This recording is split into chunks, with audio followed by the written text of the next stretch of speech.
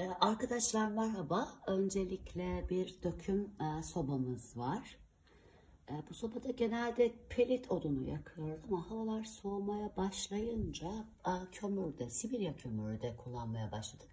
Kömür kullandıktan sonra böyle biliyorsunuz bu şömine olan sobalarda camda is var. Bu isler inanılmaz derecede. Şimdi öncelikle tabii ben bir kendi bulduğum, yani anneannemden öğrendiğim bir yöntem. Bu şekilde bu sobanın temizliğini bu şekilde yaptığımız noktasında şu anda baktığınızda dışarıdan şöyle baktığınızda is var. Yani bu bir döküm soba, üstü kuzinili, hakikaten çok farklı bir soba, 200 kilo ağırlığında. Yani çok da keyifli, yapması da çok keyifli, onu da paylaşacağım. İnanılmaz keyifli. Burada istediğiniz yemeği de yapabiliyorsunuz. Bir ekmek yapıyorsunuz, kek yapıyorsunuz, patates gözlüyorsunuz. Yani o kadar keyifli ki. Hakikaten bulunduğumuz yerde doğalgaz olmadığı için açıkçası biz hep bunu kullanıyoruz. Fakat içindeki isi görüyorsunuz. Bu tarafta da var aynı şekilde. Şeyde de var. Şu anda ben isterseniz şöyle kapatayım çünkü çekim yapacağım için sizin görmeniz açısından bu şekilde. Şimdi anneanne yöntemiyle hakikaten diyeceksiniz ki ya bu kadar kolay mıydı? Şimdi kendi yaptığım bir sirke var içinde. Ayva sirkesi yapmıştım. Herhangi bir sirke olabilir. Bu sirkeyle birlikte bu süngere sirkeyi batırıp oradaki küle batırıp inanılmaz bir sonuç elde edeceğinizi hatta size söylüyorum. Bu sirkeden sonra ben her seferinde, yani mesela bu sobayı yaktığım her seferinde bu ne kadarlık size söyleyeyim. İşte her gün yakıyoruz. Bir haftalık öyle düşünün. Daha da geç oldu sirkeden sonra. Yani kendi yaptığım sirkeyi kullandım. Şimdi zaten size çekimde göstereceğim. Şu an sirkeye batırdım. Ve aynı anda da küle de batırıyorum.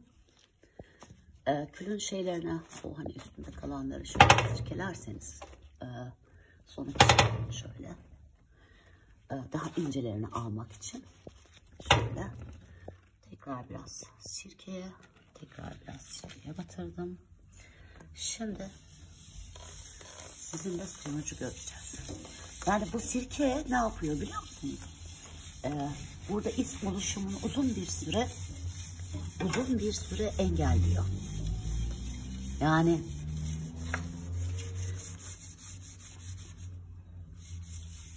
çok güç harcamıyorum açıkçası. Yani ıslat sirkenin varlığı onu yapıyor açıkçası. Çözüyor. Yani hiç de güç uygulamıyorum gördüğünüz üzere. Sizinle bir demo yapıp ondan sonra oturup temizlik yapıp öncesiyle sonrasını paylaşacağım.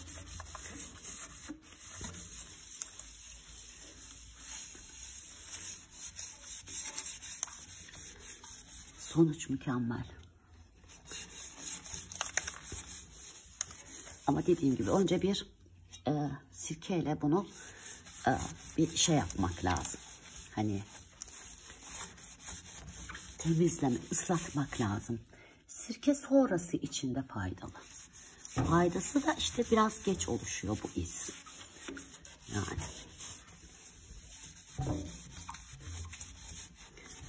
Yani hem çekim yapıp hem bunu yapıyorum ama hani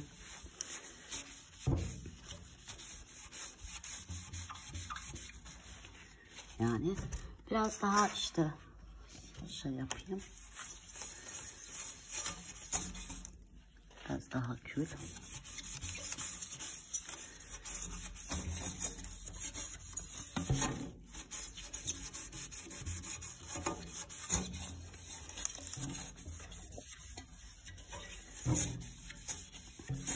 Şimdi sadece bir bez yardımıyla bunu yapayım. Üzerindekini alayım, en azından ikinci çekimde devamlı görmüş olacaksınız. Nasıl yaptığımı.